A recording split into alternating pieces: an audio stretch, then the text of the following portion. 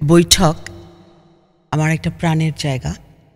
বৈঠক আমাকে অনেক সম্মান দিয়েছে এবং যখন আমি এই ফারজানা করিম না, তখনও কিন্তু বৈঠক আমাকে ভালোবেসেছে এবং সেই ভালোবাসার কোনো পরিবর্তন আমি এতগুলো বছরেও বৈঠকের কাছ থেকে পাইনি। এবং সেই ভালোবাসাটার সৃষ্টি কিন্তু আপনার কাছ থেকে হয়েছে মাহাদি ভাই। এবং আপনি একজন অসাধারণ বিনয়ী মানুষ এবং একজন অনেক বড় সংগঠক।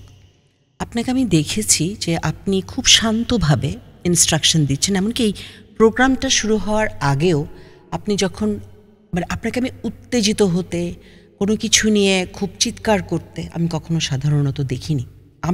অন্যরা দেখেছে কিনা আমি বলতে পারবো না, আমি দেখিনি। আপনি অত্যন্ত কুল থাকেন। আমি অ্যাকচুয়ালি এটা আপনার কাছ থেকে এখন একটু শিখতেও চাই যে এতটা কুল থাকা এত কেওসের মধ্যে কিভাবে সম্ভব। এবং দেশের অনেক বরেণ্য মানুষকে আপনি সংবর্ধনা দিয়েছেন, তারা আপনার ডাকে এসেছে, কারণ আপনি তাদেরকে এত সুন্দরভাবে ডেকেছেন যে তারা আসতে বাধ্য হয়েছে। সেটা একটা দুর্গম জায়গা হলেও আপনার সঙ্গে দেখা করার জন্য তারা কিন্তু চলে গেছে, আমিও এসেছি।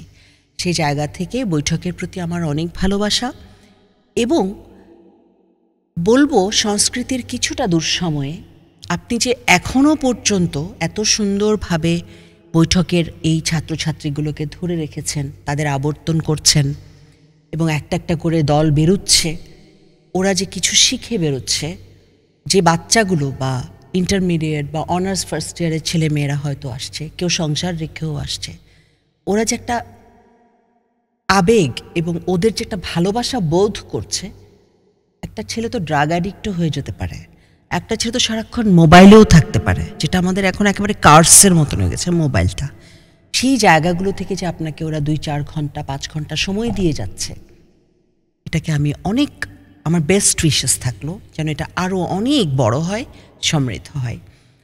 আপনার সম্পর্কে, যেহেতু আপনার সাথে আমার একটা অত্যন্ত ভালো সম্পর্ক, এখনো কোনো ঝগড়াঝাটি হয়নি, সুতরাং আমি আপনার সম্পর্কে খারাপ কোনো রিমার্ক দিতেই পাচ্ছি না। আর যেটা আমি চাই বৈঠকের কাছ থেকে, সেটা হচ্ছে বৈঠক আরও অনেক রকমের কাজ করুক এবং যে কাজগুলো হয়তো বৈঠক মনে করছে যে এখনো হয়ে ওঠেনি, আমি সবসময় বৈঠকের পাশে থাকব, অবশ্যই থাকব। এবং বৈঠক ওভাবে কাজগুলো আরও বেশি করে করুক, মানুষের সামনে নিয়ে আসুক।